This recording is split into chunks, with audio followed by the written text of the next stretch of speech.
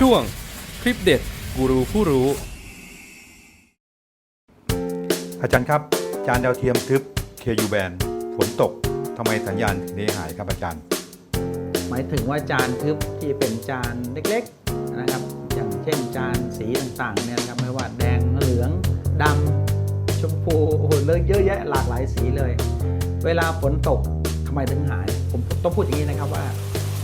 ในช่วงฝนตกบางช่วงเวลาก็ยังดูได้นะครับแต่ถ้าเกิดว่ามันเหมาะเจาะที่สัญญาณมันหลุดหายไปเนี่ยก็ระบบ KU band จะหายนะครับ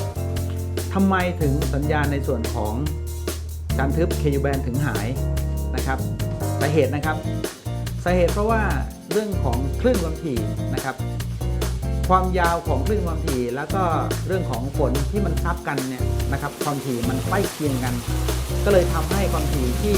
ระบบ KU band เนี่ยมันถูกซับไปกับบรรยากาศกับฝนนะครับทำให้สัญญาณที่ลงมายังจานดาวเทียมเนี่ยมันถูกลดทอนลงนะครับถ้าอยากจะรู้ว่าเอ๊ะมันเป็นยังไงลองนะครับใครมี LV เก่าๆลองนัดดูนะครับก็จะเห็นเสาอากาศแนวเวอร์กับแนวฮอของ LV อยู่ข้างในนะครับความยาวของตัวเสาอากาศของมันอยู่ประมาณแค่1เซนติเมตรประมาณ1เซนติเมตรทำมุมตั้งฉากกันแนวเวอร์กับแนวฮอส่วนถ้าเป็น C band นะครับ C band ก็มีเสาอากาศแนวเวอร์กับแนวฮออยู่เหมือนกันแต่ความยาวมันประมาณ1นิ้วนะครับฉะนั้นในช่วงของความยาวของคลื่นมันเนี่ยมันไปแมทไปเหมาะสมกับค่าของฝนกับเม็ดฝนที่มันตกลงมานะครับมันทำให้เกิดการซับค่าความถี่ได้มากกว่าระบบ C band ถามว่า C band สัญญาณลดทอนไหมลดครับแต่ว่าไม่หาย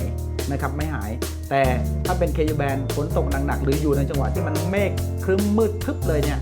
มันก็จะเป็นปัญหาทำให้สัญญาณที่รับได้เนี่ยมันกระตุกลักษณะเป็นโมเสสหรือหายไปเลยนะครับเมื่อฝนหยุดตกก็จะกลับมาเป็นปกตินะครับก็ดูได้ปกติถ้าคิดอีกมุมหนึ่งก็ถือว่าเป็นความปลอดภัยฝนตกหนักๆถอดปลั๊กเลยดีกว่านะครับเกิดฟ้าผ่ามา